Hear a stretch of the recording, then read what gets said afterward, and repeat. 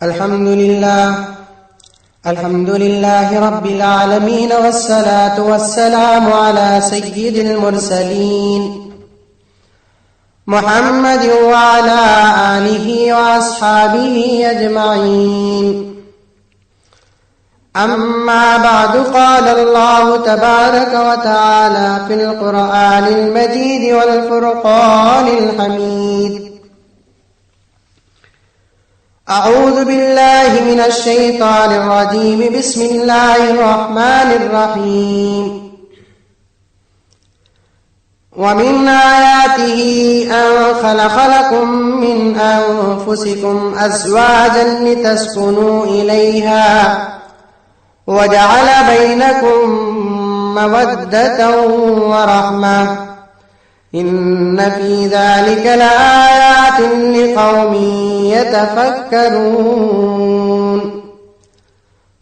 قال النبي صلى الله عليه وسلم: النكاح من سنتي، فمن رغب عن سنتي فليس مني، أو كما قال عليه الصلاة والسلام. حضرات سامعین کرام، میں نے جو آیت کریمہ کی تلاوت فرمائی، اس آیت میں اللہ تبارک و تعالی اپنی ایک بہت بڑی نشانی کا ذکر فرماتے ہیں. ویسے تو ساری دنیا کے اندر ہر ذرہ ذرہ اللہ تبارک و تعالی کی خدائی پر دلالت کرتا ہے. بغیر ستون کے آسمان کا رہنا، سمندر اتنا بڑا، اتنی بڑی زمین، درند چرند پرند، بہرحال دنیا کا ہر ذرہ ذرہ اللہ تبارک و تعالی کی خدائی پر جس طریقے سے دلالت کرتا ہے، اسی طریقے سے ایک ایسی چیز بھی دنیا کے اندر ہے جس کو اللہ تبارک و تعالی نے اپنی خدائی کے دلیل کو پیش کرتے ہوئے قرآن میں ذکر فرمایا. کیا ہے؟ وَمِنْ آيَاتِهِ أَنْ خَلَقَ لَكُم مِّنْ أَنفُسِكُمْ أَزْوَاجًا، کہ اے دنیا والو، میں نے تمہارے لیے، تمہارے فائدے کے لیے تمہارے نفسوں میں سے میٹیریل کو بتاتا ہے اللہ تعالی، جنس کو بتاتا ہے اللہ تعالی کہ میں تمہارے فائدے کے لیے، میرا فائدہ نہیں اس میں کچھ، تمہارے فائدے کے لیے تمہارے نفسوں میں سے میں نے تمہارے بیویوں کو پیدا کیا. مقصد کیا ہے بیویوں کو پیدا کرنے کا؟ گھر کے اندر تصویر کے طور پر استعمال کرنا ہے؟ نہیں، لِتَسْكُنُوا إِلَيْهَا، تاکہ تم ان عورتوں سے سکون حاصل کر سکو. اللہ اکبر، کہ ہمارے جن سے، ہمارے نفس سے پیدا ہونے والی ایک شے کو اللہ تبارک و تعالی ہمارے سکون کا سامان بنا رہا ہے. لیکن اس کے استعمال کرنے کا ایک طریقہ ہے، اس کے یوز کرنے کا ایک طریقہ ہے. حضرت آدم علیہ السلام جب جنت میں پیدا کیے گئے، تنہا تھے، اکیلے تھے. جنت کی ہر شے بہترین اور لاجواب ہوتی ہے، اس کے باوجود آدم علیہ السلام کو ایک قسم کے غم محسوس ہو رہا تھا، تنہائی کا احساس ہو رہا تھا. اللہ تبارک و تعالی عالم الغیب ہے، آدم کے اس تنہائی کے محسوس کرنے کو جانتے ہوئے ایک عورت کو پیدا کرتے ہیں حضرت آدم علیہ السلام کے جسم سے، یعنی میری اور آپ کی پہلی والدہ امی جان حضرت حوا علیہ السلام کو پیدا کرتے ہیں. آدم خوش ہو گئے. اے بھرے جنت کے اندر ہر جگہ پھل پھول نظر آ رہے تھے، فرشتے اور حور نظر آ رہے تھے، میرے جیسے ایک انسان نظر نہیں آ رہا ہے. اس لیے حوا علیہ السلام کو جیسے ہی دیکھے اپنے آغوش میں لینا چاہ رہے تھے. اللہ تبارک و تعالیٰ نے کہا کہ آدم ایسے اپنے آغوش میں نہیں لے سکتے آپ، اس کے لیے کچھ رولز اور ریگولیشن ہے، کچھ قوانین اور ضوابط ہے. اس کو استعمال کرنے کے لیے اصول پر، ایک قاعدے پر آپ کو عمل کرنا ہوگا. क्या है कायदा? जैसा कि दुनिया वाले किसी दूसरे घर की लड़की को अपने घर की बहू बनाना चाहते हैं, तो ये दुनिया का बातिल तरीका है कि उनका को कानून है कि वो शादी महल को जरूरी समझते हैं, डेकोरेशन को जरूरी समझते हैं, बेहयाई को जरूरी समझते हैं, फुजूल खुराफात को जरूरी समझते हैं। लेकिन अल्लाह ताला ने आदम अलैहिस्सलाम से कहा कि आदम, इसका रूल्स और रेगुलेशन ये है कि सबसे पहले तुम इस औरत से निकाह करना पड़ेगा, शादी करना पड़ेगा, मैरिज करना पड़ेगा। आदम नए इंसान है, उनको मालूम नहीं है कि निकाह किस तरीके से किया जाता है, शादी किसको कहते हैं, किस तरीके से शादी करना चाहिए। अल्लाह ने बताया कि आदम सबसे पहले तुम मेहर अदा करो, उसके बाद ईजाब कबूल करो। अल्हम्दुलिल्लाह मैंने कबूल किया कहना पड़ेगा आपको। ये तमाम कानून आदम अलैहिस्सलाम को अल्लाह तबारक व तआला ने सिखाया, तो आदम अलैहिस्सलाम ने उस पर अमल करते हुए हव्वा अलैहिस्सलाम को अपने निकाह में लिया। तो बहरहाल निकाह के मुतालिक रिवायत करीमा ने मैं आप हजरात के सामने तिलावत फरमाई कि निकाह एक ऐसी इबादत है, हजरत आदम अला नबीना अलैहिस्सलाम से लेकर आज तक बराबर चली आ रही है। हर मजहब के अंदर, हर जमाने के अंदर, हर कौम के अंदर ये इबादत चली आ रही है, ये तरीका और ये रिवाज चला आ रहा है। किसी ईसा अलैहिस्सलाम से मानने वाले नौजवान से पूछो कि क्या तुम्हारे मजहब में शादी करते हैं, तो वो कहेगा कि हमारे मजहब में भी शादी करते हैं। यहूद के नौजवान से पूछो कि क्या तुम्हारे मजहब में भी शादी करते हैं, तो वो भी कहेगा कि हाँ हमारे मजहब में भी शादी करते हैं। पत्थरों की पूजा करने वालों के किसी नौजवान से पूछो कि क्या तुम्हारे मजहब में भी शादी करते हैं, तो वो यही कहेगा कि हमारे मजहब में भी शादी करते हैं। कोई नौजवान दुनिया के अंदर आज भी देख लीजिए कि शादी के बगैर नहीं है और शादी के बगैर रह भी नहीं सकता है। जवानी क्या काम की कि जब बच्चा है माँ बाप की सरपरस्ती में चलता है, जब अपने कदमों में खड़े हो जाता है, तो उसके साथ अपने घर के अंदर एक शरीके हयात की जरूरत पड़ती है, एक अहम जरूरत और शय है। तो ना शादी और निकाह करना हर मजहब के अंदर एक रिवाज है, लेकिन रिवाज अलग अलग होता है, तरीका अलग अलग होता है। मुसलमान भी शादी करते हैं, यहूद और नसारा भी शादी करते हैं, लेकिन शादी करने की नीयत अलग होती है। क्या होनी चाहिए शादी करने की नीयत? कि शादी करने से हमारे माशरे की नीयत ये होती है कि नौजवान है, कमाने के लिए पैसा नहीं है, चलो शादी कर लेंगे, 50 या 1 लाख रुपए जोड़े को लेंगे तो उसको व्यापार करने के लिए आ जाएगा। अफसोस है कि एक अल्लाह का मानने वाला, रसूल का चाहने वाला, रसूल के ऊपर नारे लगाने वाला नौजवान इस नीयत से शादी करता है। शादी करने की सबसे पहली बुनियादी बात और नीयत एक मुसलमान के लिए 2 होनी चाहिए। गैर मुस्लिम शादी करता है तो अपने फितरत के लिए, अपने जिस्म के लिए शादी करता है, लेकिन खुदा की कसम मुसलमान को अपने जिस्म और फितरत के लिए नहीं करना चाहिए, बल्कि ये सोचे कि ये इबादत हमारे मजहब में है या नहीं, अगर है तो कैसे है, ये इबादत करने का हुक्म अल्लाह तबारक व तआला के तरफ से है या नहीं, इबादत हमारे मजहब में है या नहीं, अगर है तो कैसे है, ये इबादत करने का हुक्म अल्लाह तबारक व तआला के तरफ से है या नहीं। अल्लाह के तरफ से भी है, और सरकार मदीना सल्लल्लाहु अलैहि वसल्लम ने भी इरशाद फरमाया, अल्लाह फरमाता है कि फन्किहू मा ताबा लकुम मिनन निसाई मसना व सुलासा व रुबा, कि नौजवानों निकाह करो औरतों में से जिससे तुम चाहते हो। सरकार ने फरमाया कि या माशरत शबाब फमन इस्तता मिनकुमुल बात फल्यतज़व्वज फइन्नहु अग़ज़्ज़ु लिलबसरि व अहसनु लिलफरज। बुनियादी मकसद ये होना चाहिए कि मुझे शादी करने का इरादा नहीं है, लेकिन अल्लाह ने फरमाया, हुजूर सल्लल्लाहु अलैहि वसल्लम का हुक्म है, इसलिए मैं शादी कर रहा हूं। अगर इस नीयत के साथ कोई मुसलमान शादी करता है तो उसकी जिंदगी भर शादी करने के तुफैल में इबादत के लिए सवाब लिखा जाता है। आप पूछेंगे निकाह भी करें सवाब भी लिखा जाता है? हाँ जरूर लिखा जाता है। कैसे? कि हर अमल में, हर काम में, हर फेल में अल्लाह और अल्लाह के रसूल की रजामंदी को अगर कोई नौजवान सामने लेकर आता है तो वो काम उसके लिए बाइसे बरकत हो जाता है।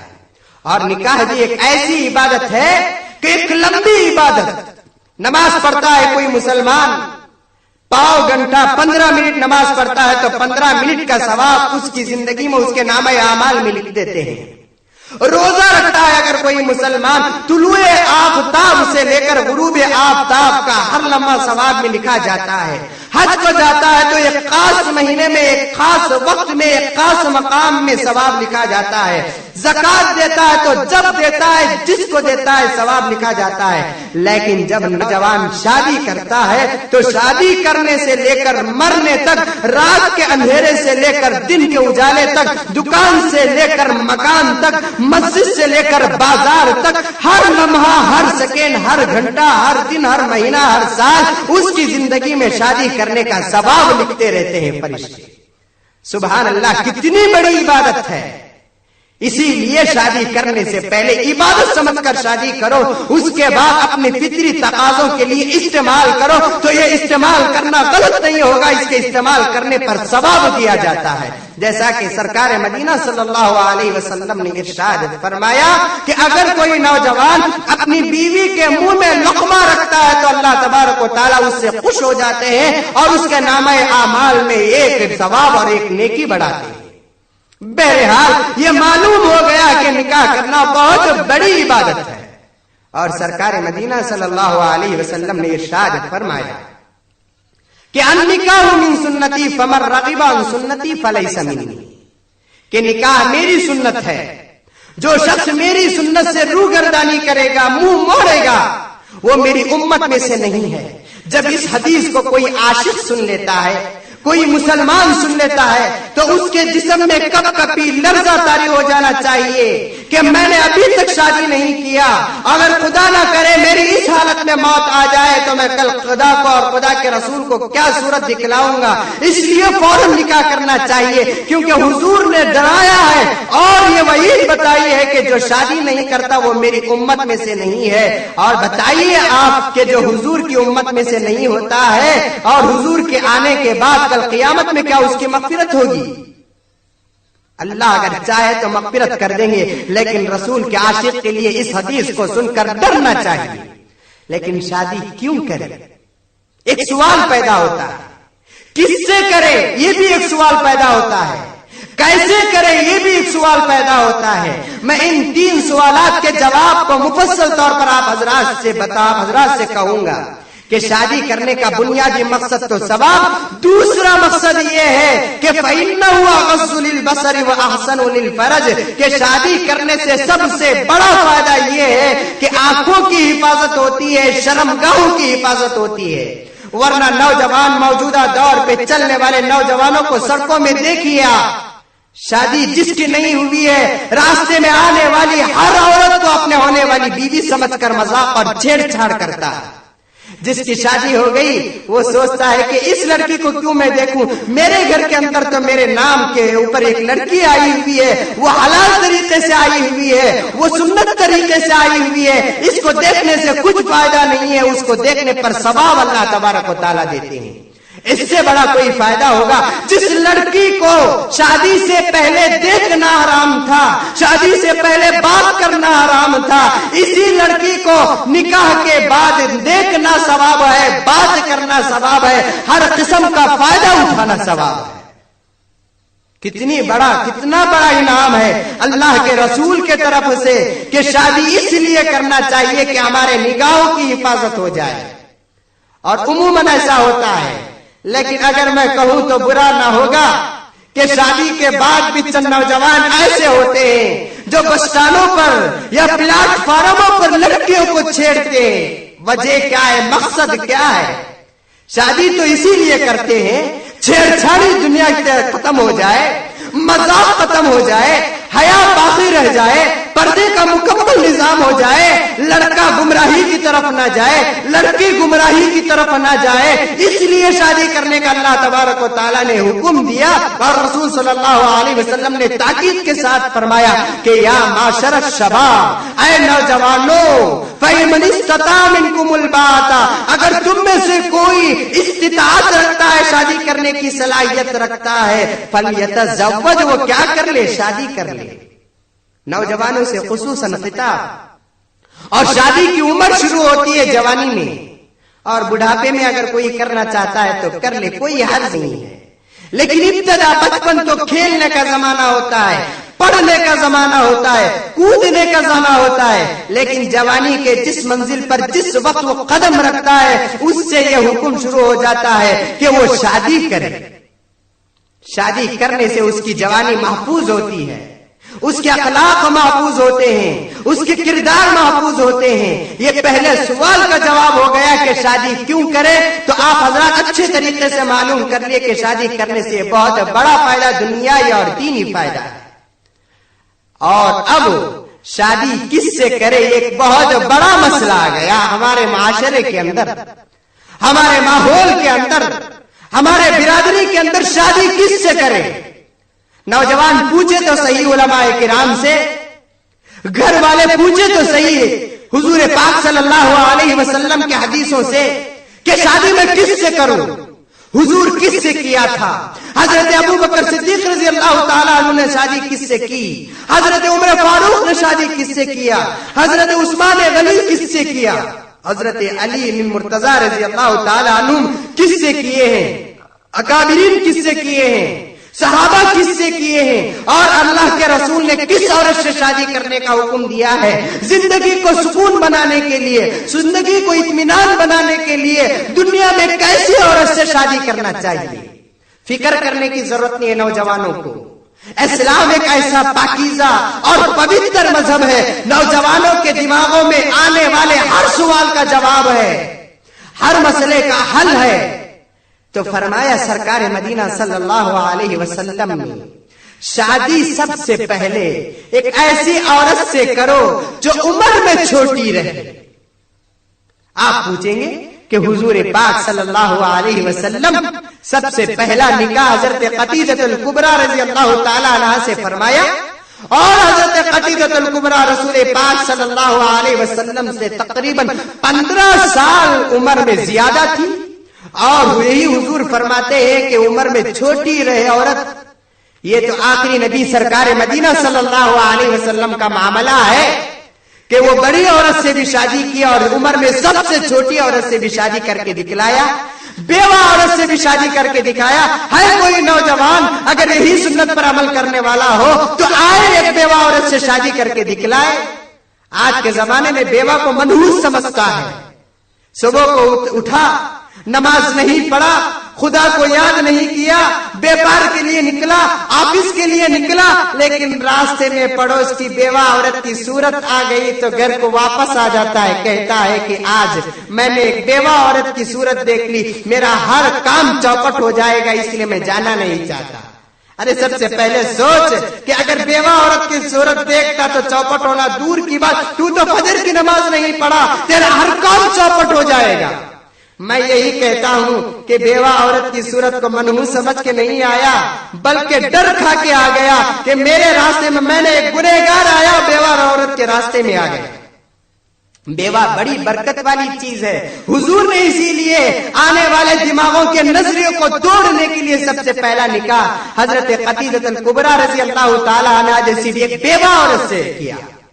بہرحال عمر میں چھوٹی رہے عورت اور عزت میں بھی چھوٹی رہے کہ مرد کی عزت سے عورت کی عزت کم رہے، ورنہ شادی کے بعد وہ ہم پر حکم چلانے لگے گی، ہم پر حکم داری کرنے لگے گی اور کہنے لگی کہ میں فلاں خاندان کی لڑکی ہوں، میرے خاندان کی یہ عزت ہے، تم تو ایک حقیر خاندان کے ہو۔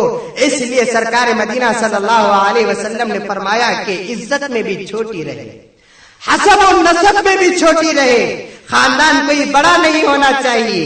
اگر یہ اعلیٰ خاندان کا نوجوان ہے تو اس کے خاندان سے کم خاندان والی لڑکی رہے، حضور صلی اللہ علیہ وسلم نے فرمایا۔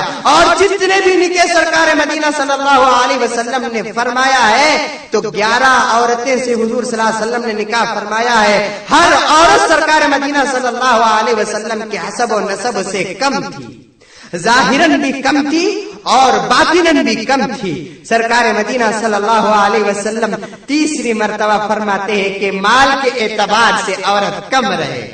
بڑا دھچکا لگتا ہے نوجوانوں کو اس بات پر، بہت اٹاک ہوتا ہے نوجوانوں کو کہ مال میں کم رہے، یہ کیسے ہو سکتا ہے؟ मैं तो शादी को व्यापार बना रखा हूं, शादी को तिजारत बना रखा हूं। मैं चाहता हूं कि बड़े मालदार घराने में शादी करूं ताकि मैं मालदार हो जाऊं, मेरे पास पैसा आए, मेरे पास गाड़ी आए, मेरे पास बंगला आए। नहीं, सरकार ने फरमाया कि माल में कम रहे, वरना आकर पहली ही रात पर जूते सीधे करने के लिए कहेगी औरत, पानी लाने के लिए कहेगी। हमने हमारे कानों से सुना है, उन नौजवानों की दास्तान को सुना है जिन नौजवानों ने शादी से पहले 8 दिन पहले 50,000 रुपए जोड़े को लिया। शादी होकर 8 घंटे भी नहीं गुजरी कि होम मिनिस्टर इस चीफ मिनिस्टर पर हुक्म चलाने लगती है, जरा पानी पिलाइए, जरा मेरा बिस्तर ठीक कर दीजिए, जरा मुझे खाना ला कर दीजिए। करना चाहिए, हक मिलता है एक औरत को जो जोड़े को पैसे देती है, क्योंकि उसने लड़के को खरीदा है। जिस चीज को खरीदते हैं, खरीदने वाले को पूरा इख्तियार मिलता है, चाहे उस चीज को बाकी रखे या तोड़कर सत्यानाश कर दे। हमारे माशरे में हर लड़की लड़के को खरीदती है, मैं यही कहता हूं। हालांकि अल्लाह ने कहा, अल्लाह के रसूल ने कहा कि तुम गोया की निकाह जो करते हो एक किस्म की व्यापार करते हो, इसलिए मेहर तुमको देना पड़ेगा। लड़का मेहर देकर लड़की को शादी करना पड़ता है, लेकिन आज का दौर ऐसा खलीज हो गया है कि लड़की मेहर देने लगती है। मेहर का लफ्ज नहीं कहना चाहिए, क्योंकि लड़की पैसे देती है, रिश्वत देती है। लड़की का बाप कहता है कि मेरी बेटी की आखिरी सांस तक तुम मेरी बेटी को पालना होगा, बताओ कितने पैसे लोगे। लड़का सोचता है कि 50,000 में पालूं या 1 लाख में पालूं, मजबूरन कहता है कि 50,000 दीजिए या 1 लाख दीजिए। पूरी जिंदगी लड़का गुलाम बनकर रह जाता है लड़की का। हालांकि अल्लाह ने कुरान में फरमाया, वलिर्रिजालि अलैहिन्ना दरजा अर्रिजालु कव्वामूना अलन निसा। हमने मर्दों को औरतों पर फौकियत दे रखी है, लेकिन जैसा जैसा जमाना सरकार मदीना सल्लल्लाहु अलैहि वसल्लम के जमाने से दूर होता जा रहा है, वैसे वैसे अखलाक में गिरावट, मसाइल में गिरावट, उसूलों में गिरावट, ज़वाबित में गिरावट, हर किस्म की गिरावट आती गई। मेहर देने के बजाय लड़की जोड़े को रिश्वत को पैसे देकर लड़के को खरीदना चाहती है। याद रखिए नौजवानों, हमारा एक वकार है, हमारी एक मजाटी है, हमारा एक बड़पन है कि ये नौजवान दीन के सपूत है, माशरे के सपूत है, हर माहौल में मुसलमानों के रहबर है, क्योंकि यही नौजवानों ने जंग ओहद में अपना किरदार बताया था, यही नौजवानों ने हर जंग के मैदान में किरदार दिखाया था, यही नौजवानों की शक्ल में एक जमाने में हिंदुस्तान में सलाहुद्दीन अय्यूबी भी आए थे, एक जमाने में मोहम्मद बिन कासिम भी आए थे, यही कर्नाटक की सरजमीन पर टीपू सुल्तान जैसे एक बेहतरीन नौजवान भी पैदा हुए थे। उनके खबरों को जाकर टक्कर मार कर पूछिए, तुम्हारे हुक्मरानी करने की वजह क्या थी, तुम बादशाह करने की वजह क्या थी, क्या तुमको खाना नहीं मिल रहा था, क्या तुमको पीने के लिए पानी नहीं मिल रहा था। वो यही कहेंगे कि हम इस्लाम की हिफाजत के लिए पैदा हुए, मुसलमानों की हिफाजत के लिए पैदा हुए, औरतों की हिफाजत के लिए पैदा हुए। जब हिंदुस्तान से मोहम्मद बिन कासिम जाने लग रहे थे, वाकया तारीख दोनों को याद होगा कि उनके दामन पकड़ने वाली हिंदुस्तान की मुसलमान नहीं बल्कि गैर औरतें भी थी, कि कह रही थी कि मोहम्मद बिन कासिम जब तुम आए तो हमारी इज्जतों की हिफाजत हो रही थी, जब तुम आ रहे तो हमारे माल की हिफाजत हो रही थी, अब तुम हमको किसके हवाले छोड़कर जा रहे हो।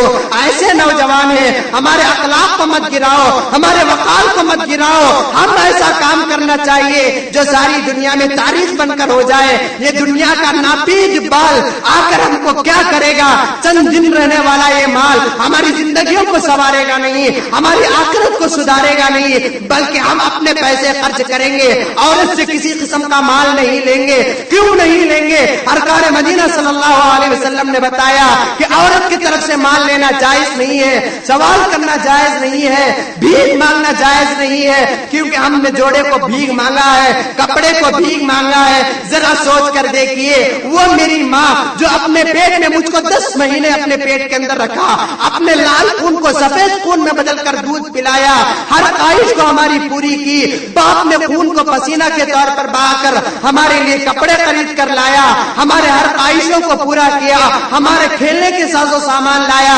جب جوانی کا موقع آتا ہے، شادی کا وقت آتا ہے، ہمارے وقار کو گرا کر ایک عورت کے سامنے ہم اپنے دامن کو پھیلاتے ہیں، لڑکی کے باپ کے سامنے بھی مانگتے ہیں، جو چاہے اپنی مرضی سے مانگتے ہیں۔ معلوم بھی ہے سوال کرنے کا وجہ کیا، سوال کرنے کا عذاب کیا ہے، بھیک مانگنے والوں کا عذاب کیا ہے۔ کل حشر کا میدان ہوگا اور حشر کے میدان میں ہر مسلمان ہر مذہب سے تعلق رکھنے والا اٹھے گا، لیکن سوال کرنے والے اٹھتے ہیں تو کس حالت میں اٹھتے ہیں معلوم؟ ان کے جسم کے اندر گوشت نہیں ہوگا بلکہ چمڑے اور ہڈیوں کی شکل میں اٹھے گا۔ ساری دنیا کہنے لگے گی وارے نوجوان، دنیا کے اندر تیرا وزن تو 200 کلو تھا، آج بغیر گوشت کے اٹھ رہا ہے۔ وہ نوجوان شرمندہ ہو جائے گا، افسوس کرنے لگے گا، ساری دنیا پوچھنے لگے گی تیرا یہ گوشت کہاں گیا جو اپنے گوشت پر فخر کرتے ہوئے تو پھر رہا تھا۔ وہ نوجوان یہی جواب دے گا نا، یہ دنیا کے اندر جو کچھ میں نے گوشت بنایا تھا یہ ساس کے گھر کے پیسوں سے بنایا تھا، شادی کے دعوت سے بنایا تھا۔ صرف نوشا نہیں اٹھے گا، نوشا کے ساتھ شادی کے محل میں کھانے والے 500 بھکاری بھی بغیر گوشت کے اٹھیں گے۔ کیوں اٹھیں گے؟ کیونکہ دعوت مانگ کر کھائے تھے۔ افسوس ہے رشتے دار بھی کس نیت سے چلے جاتے ہیں، سوچتے ہیں شریعت کا لحاظ نہیں ہے، حضور کے مسئلے کا لحاظ نہیں ہے۔ پوچھئے نوشے سے کہ آرس والے خود ہی سے دعوت دے رہے ہیں یا تم بھیک مانگ کر مجھے بھی بھکاریوں میں شامل کر رہے ہیں؟ ارے بھکاری ہے تو جائیے شوق سے، اگر اپنا باپ دادا ہی پیشہ ہے بھیک مانگ کر کھانے کا، شوق سے جائیے، شادی محل میں جائیے، لیکن کرسی میں بیٹھ کر نہیں، دروازے پر کھڑے ہو کر کھائیے۔ میں تو اکثر یہی کرتا ہوں، ایسے جوڑے کو لینے والے نوشا کا نکاح مسجد کے اندر کیوں پڑھاتے ہو؟ کیونکہ مانگنے میں فرق نہیں ہوتا، 100 روپے مانگنے والا بھی فقیر ہوتا ہے، 1 روپیہ مانگنے والا بھی فقیر ہوتا ہے۔ یہ کیوں فرق کرتے ہو، تمیز کرتے ہو؟ مسجد کے دروازے پر کھڑے ہو کر اندھا اور نابینا، معذور، لاچار، کمزور جو چارنے اور آٹھنے مانگتا ہے، اسی کی صف میں کھڑا کر کے اس کا بھی نکاح پڑھائیے۔ فرق اتنا ہے کہ اس نے چارنے اور آٹھنے مانگا تھا، یہ 50,000 اور 1,00,000 روپے مانگا ہے۔ مانگنا تو دونوں کے اندر پایا گیا، سوال دونوں کے اندر پایا گیا، بھیک کا مادہ اور صفت دونوں کے اندر پائی گئی۔ ایسے نوجوان کا مسجد کے اندر نکاح نہیں پڑھانا چاہیے، بلکہ مسجد کے دروازے کے پاس کھڑے ہو کر نکاح پڑھانا چاہیے، تاکہ دنیا والوں کو معلوم ہو جائے کہ ہم بھکاریوں کو بھکاریوں کی جگہ میں رکھتے ہیں، مالداروں اور غنیوں کو اور بہادر نوجوانوں کو اپنی جگہ پر رکھتے ہیں۔ مال کے پیچھے پڑ کر عورتوں کی زندگیوں کو خراب کر دیا آج کے نوجوان، ان کی جوانیوں کو خراب کر دیا آج کے نوجوان۔ 50,000 روپے لے کر کتنے دن زندگی عیش و عشرت کے ساتھ گزارنے گا؟ یہ ایسا زمانہ آ رہا ہے کہ رات کا مالدار صبح کو فقیر اور صبح کا مالدار رات کو فقیر۔ ایسے دور پر مال کا حرص، مال کی لالچ ایک مسلمان کرتا ہے تو بڑی تعجب ہوتی ہے کہ اس زمانے میں لڑکیاں پیدا ہوتی تھی تو عذاب سمجھا جاتا تھا، زندہ دفن کر دیتے تھے۔ آج سے 1400 سال پہلے کوئی مسلمان ناواقف نہیں ہے۔ حضور صلی اللہ علیہ وسلم کے زمانے کے اکثر واقعات آج ہر مسلمان جانتا ہے۔ شعور ہے نوجوانوں کے اندر، عقل ہے نوجوانوں کے اندر، بات کو پرکھنے اور سوچنے کا مادہ نوجوانوں کے اندر ہے۔ ساس کے گھر سے سلامی آتی ہے نوجوان نوشوں کو، ہنگوٹی آتی ہے، شک ہوتا ہے، یقین نہیں آتا، فوراً آج ہنگوٹی پہن کر دوسرے دن مارواڑی کے دکان پر جا کر کہتا ہے کہ ذرا بتائیے کہ یہ ہنگوٹی 22 کیرٹ کی ہے یا 18 کیرٹ کی ہے، کیونکہ پہلے مانگا تھا کہ 22 کیرٹ کی ہونا چاہیے۔ اگر 22 کے بجائے 18 کیرٹ کا ہو تو نوجوان سمجھ جاتا ہے کہ سونے کے اندر فرق آ گیا ہے۔ جب اتنا سوچنے کی عقل ہے تو حضور صلی اللہ علیہ وسلم کے واقعات کو یاد رکھنے کی عقل نہیں ہوگی؟ پوچھئے رسول پاک صلی اللہ علیہ وسلم کے زمانے کی جہالت کیا تھی؟ لڑکیاں پیدا ہوتی تھی، زندہ دفن کر دیتے تھے، اپنے پیٹ سے پیدا کرنے والا باپ اپنے ہاتھوں سے بچی کو گڑا کر کے دفن کر دیا جاتا تھا۔ کتنا رذیل باپ ہوگا، कितना सख्त दिल बाप होगा कि अपने खून से पैदा किया बच्चा अपने हाथों से दफन करता है। ऐसे बाप से जाकर पूछो तू क्यों दफन करता था, तेरे दफन करने की वजह क्या थी? हर बच्ची को पालने वाला अल्लाह तबारक व तआला है, रिस्क देने वाला अल्लाह तबारक व तआला है। तो उस जमाने का मुशरिक कहेगा कि मुझे इज्जत का खौफ होता, इसलिए मैं लड़की को दफन कर देता था। आज भी ऐसे बाप हैं जो लड़की को, अपने बच्चियों को कब्रिस्तान दफन नहीं करते, बल्कि उनके आरज़ू को दफन कर देते हैं, उनके ख्वाहिशात को दफन कर देते हैं। ऐसे बाप को जाकर पूछो कि तुम अपने बच्चों के आरज़ू और ख्वाहिशात को क्यों दफन करते हैं, तो वो बाप कहेगा आज से 20 साल पहले जब ये बच्ची मेरे घर के अंदर जन्म ली, इस बच्ची को मैंने पैदा किया, उस वक्त ये बच्ची 1 साल की थी या 1 महीने की थी। आइंदा आने वाले 20 साल के बाद इसका क्या हशर होगा? इसी बात को सोचते सोचते मैं बिस्तर का होकर रह गया, बीमारी शुरू हो गई, तबाह बर्बाद हो गया। फिक्र करते करते मैं जिंदगी को नुकसान में डाल दिया। क्यों डाल दिया? कि बच्ची की परवरिश करने की फिक्र नहीं थी, बच्ची की इज्जत की फिक्र नहीं थी। फिक्र थी तो यही फिक्र थी कि मेरे घर को लेकर आने वाले निस्बती लड़का जो मेरा दामाद बनकर आने वाला कहाँ 50,000 का बम डालेगा या 1 लाख का बम डालेगा, मालूम नहीं है। अरे ये बम तो इतना खतरनाक है, लोग अमेरिका के बम को खौफ खाते हैं, इराक के मिसाइल से डरते हैं। वैसे तो हमारे हिंदुस्तान के अंदर और बेंगलुरु के अंदर हर घर के अंदर बम पड़ता है, लेकिन शक्ल वो थी कि वो बम के अंदर आग लगती है तो वो आग पूरे शहर को जलाकर रख देती है। ये बम के अंदर आग लगती है तो इंसानों के पूरे आरज़ों को जलाकर रख देती है, ख्वाहिशात को तबाह करके रख देती है। जब एक आदमी दूसरे आदमी को मारता है तो जालिम कहते हैं, एक आदमी दूसरे आदमी का खून पीता है तो जालिम कहते हैं। लेकिन ये कहां का उसूल है कि हमारे माशरे का लड़का एक घर की एक लड़की की इज्जत नहीं, पूरे घर वालों के जान को तबाह करता है, उसको जालिम कहने के बजाय नौशा कहते हो। शर्म आनी आ जाइए ऐसे लक़ब देने वालों को। यही माल के मुतालिक सरकार मदीना सल्लल्लाहु अलैहि वसल्लम ने फरमाया कि लड़की हमारे से माल में कम हो, अगर कोई करोड़पति है तो गरीब से शादी करके दिखाए। आप कहेंगे कि हजरत बिल्कुल हदीस से हटकर आप बात कर रहे हैं। हुजूर सल्लल्लाहु अलैहि वसल्लम ने पहला निकाह कहाँ किया था? नौजवान भी जहां चाहे वहां पर उलमाए किराम को अटकाने की कोशिश करते रहते हैं। कैसे भी अटक जाए उलमाए किराम, अपने मफाद का मसला और हदीस आई, कभी उस हदीस का दामन नहीं छोड़ते। जहां दाढ़ी छोड़ने की बात आती है, हजरत अभी हम बच्चे हैं, बूढ़े होंगे तो तब दाढ़ी छोड़ेंगे। जहां मालदार लड़की से शादी करने की हदीस आ गई, खूब दाम घट पकड़ लिया। कहता है कि हजरत क्या मालूम नहीं हुजूर की सीरत आपको, बताओ हुजूर का पहला निकाह कहाँ हुआ? मैं जवाब दूंगा कि यही हुआ कि हुजूर सल्लल्लाहु अलैहि वसल्लम ने पहला निकाह हजरत खतीजतुल कुबरा रज़ियल्लाहु ताला अन्हा से किया है। अच्छा हजरत खतीजा की जरा सीरत बयान कीजिए। मैं कहूंगा कि हजरत खतीजा मक्के की बहुत बड़ी मालदार औरत थी। कहता हजरत रुको रुको, आगे मत बढ़ना। हजरत खतीजा मालदार थी कि नहीं थी? हाँ मालदार थी, लेकिन फिर आप कहते हैं कि मालदारों से शादी मत करो। हुजूर की सुन्नत है, पहला निकाह हुजूर ने मालदार से किया था।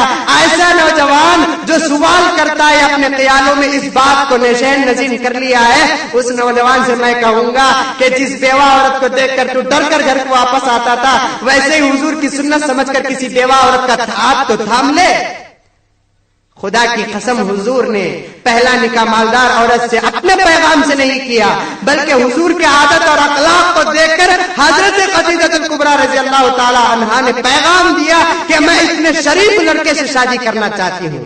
है कोई मालदार घराने की कोई लड़की तुम्हारे अखलाक को देखकर पसंद करे, तुम्हारे किरदार को देखकर पसंद करे, तुम्हारी जिंदगियों को देखकर पसंद करे, शादी के बाद तुम्हारी जिंदगियों का पता चलता है तो वो अपनी तकदीर पर रोती है, तुम्हारे अखलाक का पता चलता है तो अपने माँ बाप को कोसती है कि ऐसे लड़के से मुझे शादी करके दे दिए। हमारे अखलाक भी ऐसे बनाओ कि कोई मालदार खुद पैगाम दे। हुजूर सल्लल्लाहु अलैहि वसल्लम के इतने अखलाक थे, इतने अच्छे अखलाक थे। हजरत खतीजतुल कुबरा रज़ियल्लाहु ताला अन्हा 2 शौहरों से बेवा थी, इसके बावजूद पैगाम भेजती है कि मक्के के वो बेहतरीन नौजवान, अब्दुल मुत्तलिब के पोते, अब्दुल्ला के बेटे, अबू तालिब के भतीजे जो मुझे बहुत ही पसंद आ रहे हैं, ایسے نوجوان کو جا کر کہنا کہ مکے کی وہ خاتون تم سے شادی کرنا چاہتی ہے. حضور نے 1400 سال پہلے آنے والے نظریے کو توڑ دیا. جو 1400 سال پہلے بعد میں آنے والا نظریہ بیوہ کو منحوس سمجھتے تھے, اس لیے حضور نے بیوہ عورت سے شادی کیا, نہ کہ مال کو دیکھ کر. ہے کوئی مال کے بجائے بیوہ کا ہاتھ تھامنے کے لیے شادی کرنے والا ایک نوجوان لوٹ جائے تو میں کہوں گا کہ پورا بنگلور کامیاب ہو گیا. معاشرے کے اندر ایک نوجوان اٹھ جائے, میں کہوں گا کہ پورا معاشرہ ٹھیک ہو گیا. مال کے پیچھے اتنا مرتے ہیں, چلیے نوجوان تو خراب ہو گیا, اس نوجوان کے ماں باپ کیوں بھکاری بنتے ہو؟ نوجوان تو بہت شریف ہوتے جا رہے ہیں. مجھے یقین ہے کہ تقاریر کو سن کر, علماء کرام کے نصیحتوں کو سن کر, حدیث کو سن کر نوجوانوں کا دل واقعتاً پگھل جاتا ہے, لیکن اس نوشا کی اماں کا دل کبھی نہیں پگھلتا, نوشا کے بابا کا دل نہیں پگھلتا. کیوں کہ نوشا کی اماں کو نوشا کنکر کا دانا ہے, تو وہ یہی چاہتی ہے کہ میرا یہ ایک بیٹا شادی کروں تو دھوم دھام کی شادی کروں. اس اماں سے میں یہی کہتا ہوں کہ ذرا اپنے پیسے سے کر کر دکھا, تب پتا چلے گا کہ دھوم دھام کس کو کہتے ہیں. اتنا اگر تیرے پیسے تو خرچ کرے گی تو تیرا جنازہ اٹھ جائے گا. باپ اگر تو اپنے پیسے خرچ کر کے ولیمہ زور کر کے دکھا, مہر رکھتا ہے 786 روپے یا 1111 روپے, پورا ایک آنا, یہ اصول بن گیا ہے, پنجتن پاک کا اصول ہو گیا. کیا ہے اصول؟ جب مہر رکھتا ہے تو 1111 روپے رکھتا ہے, جوڑے کا پیسہ لیتا ہے تو 1 لاکھ سے کم لیتا ہی نہیں ہے. افسوس ہے, وہ مہر دیتا بھی ہے, زندگی ختم ہو گئی, پہلے یہ مرتا ہے یا اس کی بیوی مرتی ہے معلوم نہیں. اگر خدا نہ کرے نوشا مر جاتا ہے, بیوی روتے روتے تھک جاتی ہے, تو ایسے وقت میں محلے کی جو بوڑھی عورتیں آتی ہے, لڑکی کو بلا لے کر آتی ہے, اماں کیا ہوتا ہے, میرے اوپر جو گزرا ہے وہی تیرے اوپر بھی گزر رہا ہے, ایسا ہوتا ہی رہتا ہے, اس میں فکر کرنے کی کیا بات ہے. خیر رونا دھونا چھوڑ دے, صبر کا دامن تھام لے, لیکن اس کا مہر جو ہے وہ معاف کر دے. بوڑھی عورتوں کی اس کے سوا محلے میں کوئی کام ہی نہیں رہتا. کون مرتے ہیں کس کا مہر معاف کریں گے؟ ایسا مر جانے کے بعد مہر معاف نہیں ہوتا. فتویٰ علماء کرام سے پوچھئے کہ میرا شوہر مر گیا, مجھے زبردستی میرا مہر معاف کرا دیا گیا ہے, کیا میرا مہر معاف ہو گیا؟ اگر کوئی عالم کہے کہ معاف ہو گئے تو آپ برملا مجھ سے آ کر پوچھ سکتے ہیں کہ مولوی صاحب تم نے غلط تقریر کیا. اللہ اکبر. حضرت آدم علیہ السلام جب حوا کے پیدا ہونے سے خوش ہو گئے, چھونا چاہے تو حوا نے کہا کہ ڈونٹ ٹچ می, مجھے مت چھوئیے. آپ نے ابھی مہر ادا نہیں کیا. کیوں؟ مہر کیا تھا؟ آدم نے بھی مہر باندھا ہے. حضور نے 11 شادیاں کی ہے. حضور سے پوچھو کہ کبھی تم نے بغیر مہر کے نکاح بھی کیا ہے؟ اپنے 4 بیٹیوں کی شادی بھی کی. حضور صلی اللہ علیہ وسلم نے بغیر مہر کے کوئی داماد آ کر نکاح کیا ہے؟ حضور صلی اللہ علیہ وسلم کے 4 بڑے خلیفہ تھے, حضرت ابو بکر, حضرت عمر, حضرت عثمان, حضرت علی رضی اللہ تعالیٰ عنہ, اور 1 لاکھ سے زیادہ صحابہ کرام رضوان اللہ تعالیٰ علیہم اجمعین تھے. پوچھا آپ کہ کوئی صحابی بغیر نکاح کے, بغیر مہر کے نکاح کیا ہے؟ لیکن جب میلاد النبی کا مہینہ آتا ہے, ہر کوئی عشق کا دعویٰ کرتا ہے. ایسے عاشق سے پوچھو کہ اپنی زندگی میں تم نے ابھی مہر ادا کر دیا, تو فوراً کہے گا حضرت جنتا دل کی حکومت ہے, بیپارانچ نہیں ہو رہے. ارے بیپار کو اور مہر کو کیا تعلق ہے؟ حضور نے فرمایا اگر کوئی نوجوان اس نیت سے شادی کرتا ہے کہ مہر میں ادا نہیں کروں گا, تو شادی کرنے کے بعد بھی وہ بیوی اس پر حرام رہتی ہے. آدم نے حضرت حوا کو چھونا جاتے ہیں, حوا نے کہا کہ آدم میرا مہر ادا کرو.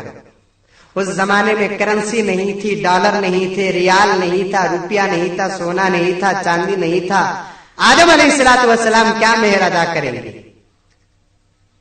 تو اللہ تبارک و تعالیٰ نے کہا کہ آدم میرے آخری نبی حضرت محمد مصطفیٰ صلی اللہ علیہ وسلم پر 10 مرتبہ درود پڑھ دو, تمہارا مہر ادا ہو جائے گا. میرے ابا اور امی نے مہر ادا کیا, لیکن یہ نوشا مہر نہیں کرتا, ادا نہیں کرتا. مہر کے متعلق بڑی سخت تاکید آئی ہے, لیکن لکھ دیتے ہیں دفتر کے اندر, لیکن ادا نہیں کرتے. لیکن جوڑے کا پیسہ 1 مہینہ پہلے لے لیتا ہے. एडवांस में लेता है। नहीं, निकाह के बाद देते हैं, निकाह नहीं करेंगे नौजवान, पहले में जोड़े को पैसे दीजिए, उसके बाद निकाह करेंगे। लेकिन मेहर, अगर मेरी बहन भी एक कैसेट सुनती है तो गौर करके सुन ले। आपको एक मैं प्लान बताता हूं, अच्छा प्लान है, बहुत अच्छा प्लान है, आखिरत का प्लान है, सही प्लान है। अल्लाह ने मेहर को फर्ज करार दिया है, जोड़े को हराम बताया है। जोड़े का पैसा लेना हराम, मेहर का अदा करना वाजिब। लेकिन माशरा इतना गलत हो गया कि हराम पर सख्ती है और हलाल पर ढील। इसलिए अगर कोई नौशा 50,000 जोड़े को मांगता है तो दे दीजिए, बगैर जोड़े का एक घोड़ा शादी नहीं करेगा तुमसे, दे दीजिए जोड़े को। लेकिन जब मेहर की बात आती है तो 2 लाख रुपए मेहर तय कीजिए, तब मांगना छूट जाएगा, कम मेहर में निकाह कर लेगा। इस बात को जरूर याद रखना कि मेहर ज्यादा नहीं बनना चाहिए। लेकिन मैं ये बात इसलिए बताना चाहता हूं और बता भी रहा हूं ताकि जोड़े की लानत खत्म हो जाए, जोड़े की फजूल और रसूम खत्म हो जाए। बहरहाल माल में हमारे से कम हो, उम्र में हमारे से कम हो, हसब और नसब में हमारे से कम हो, लेकिन अदब और अखलाक में हमारे से ज्यादा हो। दोनों तरफ से ये चीजों को देखना चाहिए कि अदब है, अखलाक है, किरदार है, इबादत है, रियाजत है। लड़का वाला यही सोचे कि लड़की वाली मेरे से ज्यादा इबादत गुजार रहे, मेरे से ज्यादा अखलाक वाली रहे, मेरे से ज्यादा बेहतरीन अखलाक वाली रहे। अगर कोई लड़की रहे तो ये सोचे कि मेरा शौहर बनने वाला मेरे से ज्यादा अखलाक में रहे। लेकिन अखलाक को आज देखते नहीं। लड़की की पसंद यही होती है कि मेरा शौहर हैंडसम हो जाए, बेहतरीन पर्सनालिटी वाला हो जाए। अगर कोई गाड़ी वाला आता है तो पसंद नहीं करती, झुब्बे वाला आता है तो पसंद नहीं करती। क्यों?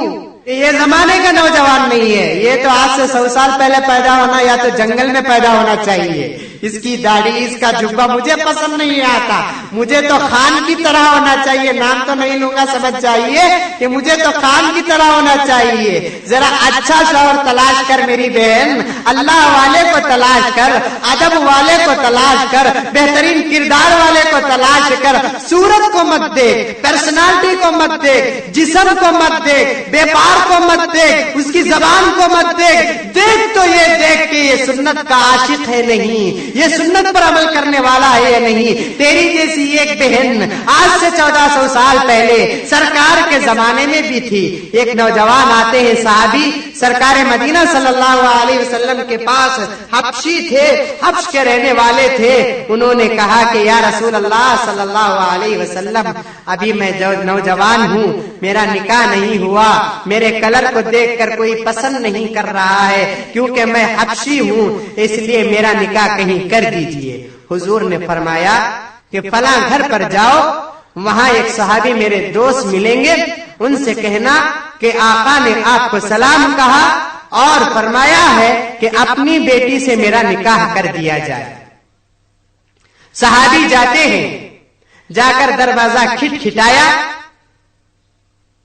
लड़की के वालिद आए, दूसरे सहाबी दरवाजा खोलकर सलाम और कलाम के बाद गुजारिशात होते हैं।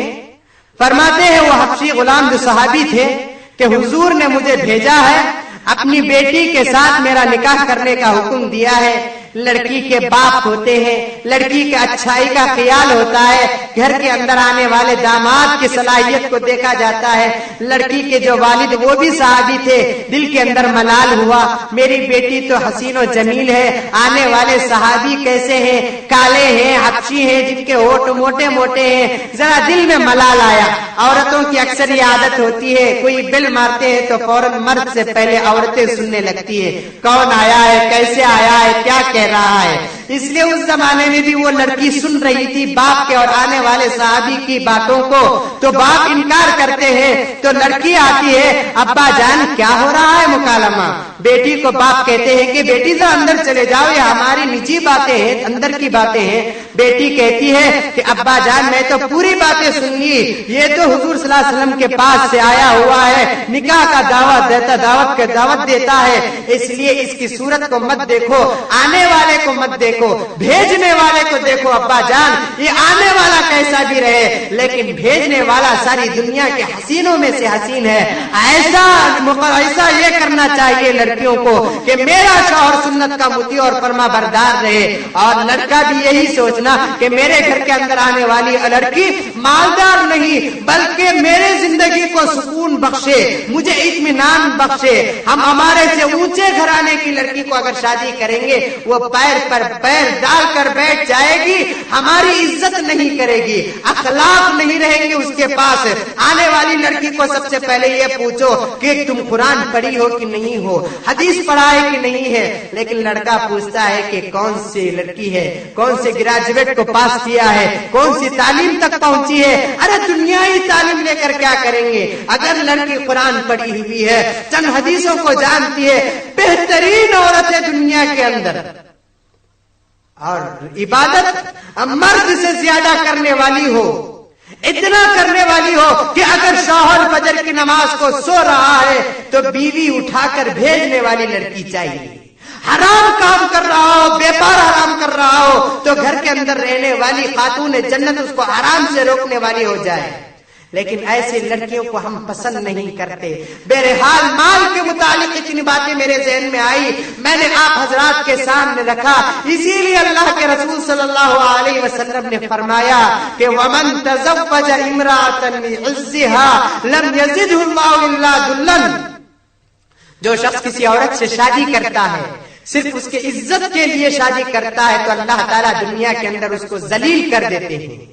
وَمَن تَزَوَّجَهَا لِمَالِهَا لَمْ يَزِدْهُ اللَّهُ إِلَّا فَقْرًا، اگر کوئی مرد عورت کے مال کو دیکھ کر شادی کرتا ہے تو اللہ تعالیٰ دنیا کے اندر اس کو فقیر بنا دیتے ہیں۔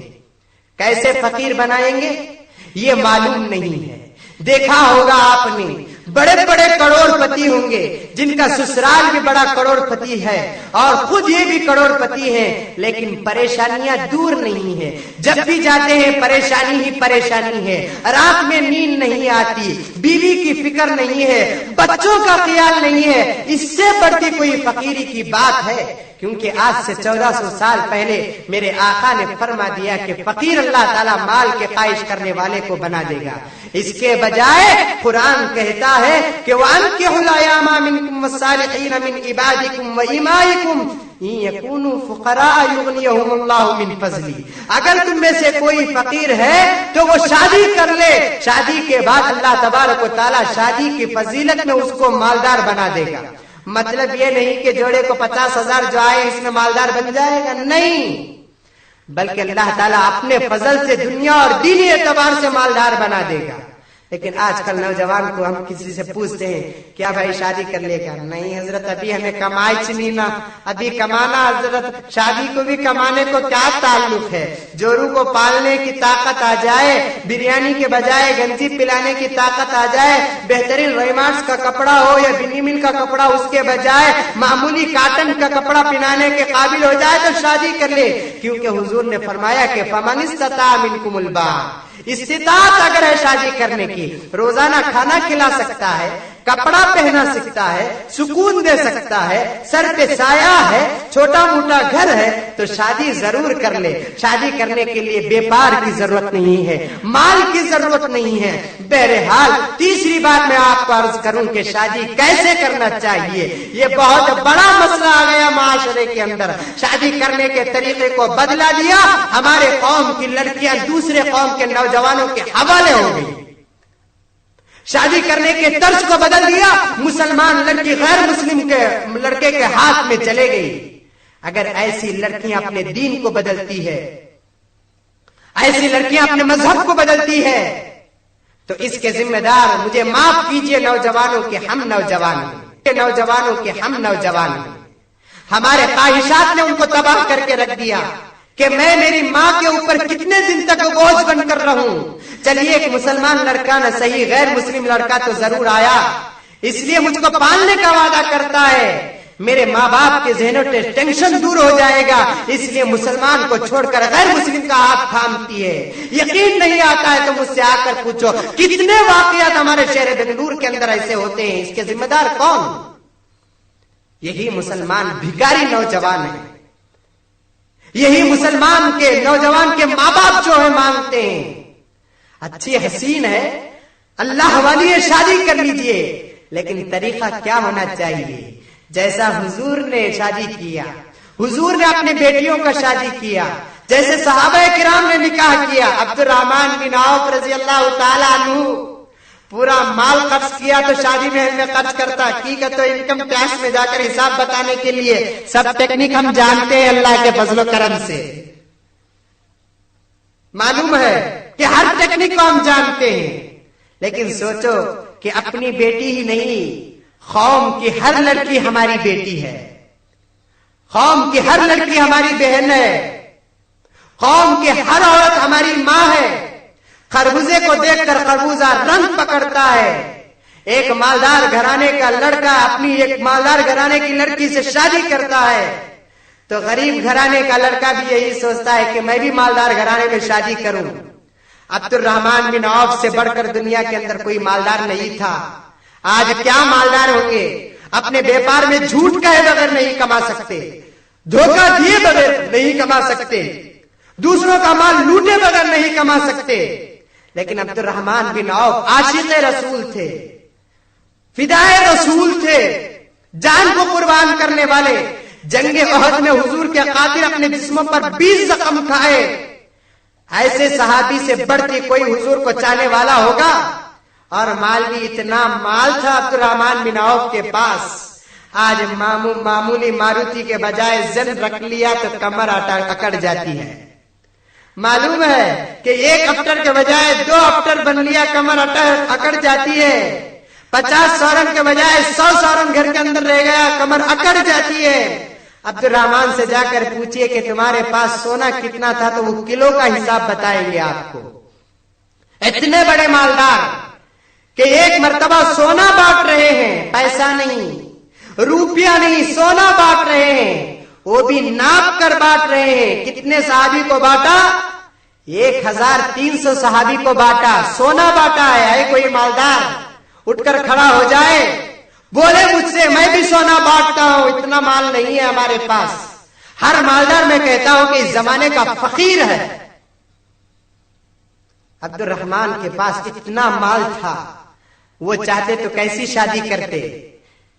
بہترین 5 اسٹار میں شادی کرتے، ساری دنیا کے مسلمانوں کو دعوت کراتے، لیکن عبد الرحمن نے دنیا والوں کو نمونہ چھوڑا کہ میں اتنا بڑا مالدار ہونے کے باوجود میں شادی کتنی سادگی سے کرتا ہوں کہ شادی کا پتہ سرکار مدینہ صلی اللہ علیہ وسلم کو نہیں ہوا۔ آج شادی کیے، دوسرے دن بازار سے جا رہے تھے، حضور صلی اللہ علیہ وسلم سے ملاقات ہوئی، اپنے کپڑوں پر خوشبو لگائے ہوئے تھے عبد الرحمن بن عوف۔ حضور نے پوچھا کہ عبد الرحمن کیا بات ہے تمہارے کپڑوں سے خوشبو آ رہی ہے؟ تو فوراً عبد الرحمن کہتے ہیں کہ ہاں یا رسول اللہ، میں نے کل نکاح ایک انصاری عورت سے فرما لیا، نکاح کر لیا میں۔ حضور نے اعتراض نہیں کیا، شکوہ نہیں کیا کہ عبد الرحمن تم نے بڑی غلطی کی ہے کہ تمہارے زمانے میں تمہارے آخری نبی ہیں، ان کو چھوڑ کر تم شادی کیے۔ آج ہمارا ماحول تو یہ ہے کہ کوئی منسٹر نہیں آتا تو ہمارے گھر کا جنازہ بھی نہیں اٹھتا۔ شادی میں کسی بڑے کو بھول جائیں گے ہم؟ ساری دنیا کے کتوں کو دعوت دیتے ہیں ہم۔ انسان تو انسان، اپنے گھروں میں رہنے والے کتوں کے کھانوں کا بندوبست بھی ہم کرتے ہیں۔ اتنا فضول خرچ کرتے ہیں، ایسا فضول خرچ کرنے والے کو قرآن نے کہا کہ ان المبذرین کانوا اخوان الشیاطین، بے شک فضول خرچ کرنے والے شیطان کے بھائی ہوتے ہیں۔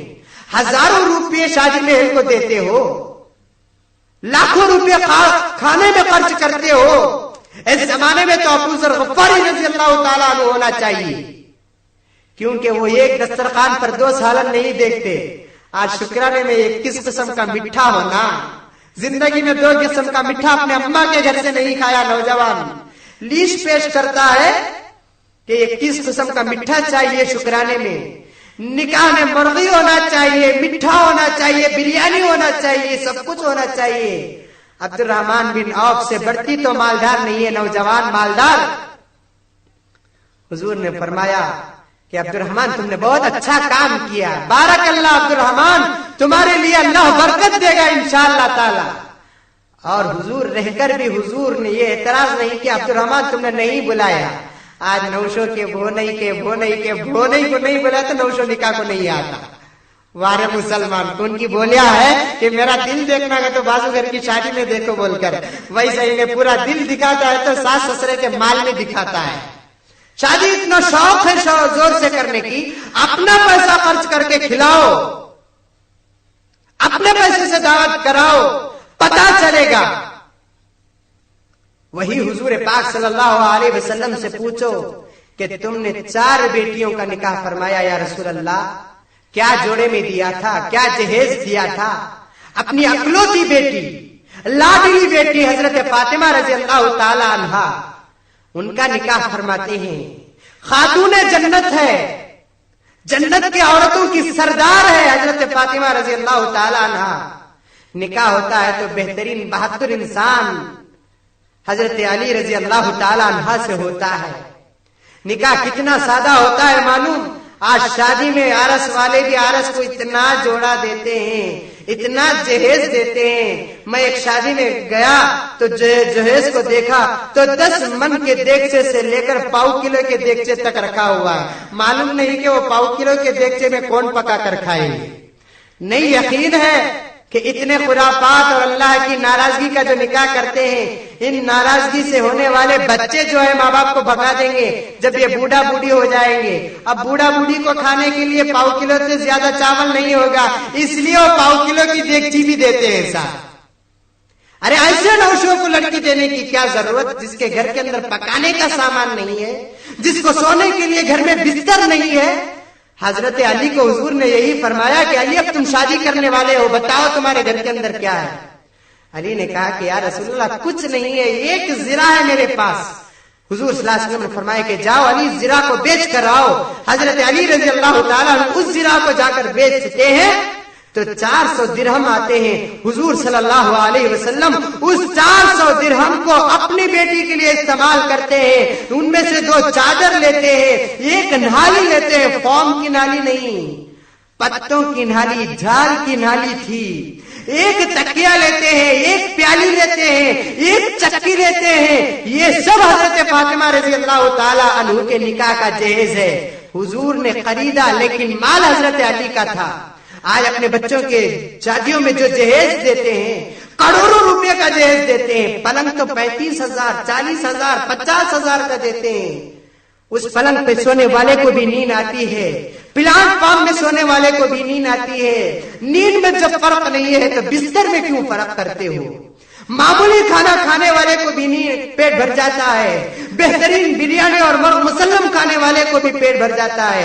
جب پیٹ بھرنا دونوں کا ہوتا ہے تو کھانے میں کیوں فرق کرتے ہو؟ لیکن کرنے والے ذرا سوچ لو، کل قیامت میں پورے معاشرے کی لڑکیاں ہم کو آ کر پکڑ لے گی، اللہ سے یہی کہے گی اے اللہ یہ میرے محلے کا مالدار تھا جو خود کی زندگی نہیں بلکہ ہماری زندگیوں کو بھی خراب کیا تھا، اپنی بیٹی کی شادیوں میں اتنا پیسہ خرچ کیا ہے، لیکن اس کی بیٹی کو دیکھ کر، اس کی بیٹی کی شادیوں کو دیکھ کر ہمارے پاس کوئی رشتہ نہیں آیا۔ ایسے مالداروں کو تو چاہیے کہ اپنی بیٹیوں کی شادیوں میں محلے کے غریب لڑکیوں کی بھی شادی کرے۔ بہرحال ایک بہت بڑا لمبا چوڑا واقعہ اور ایک بہت بڑی لمبی چوڑی بات ہے، جتنا کرتے جائیں گے اتنا سننے کے لیے مزہ بھی آئے گا، لیکن ضرورت تو عمل کی ہے۔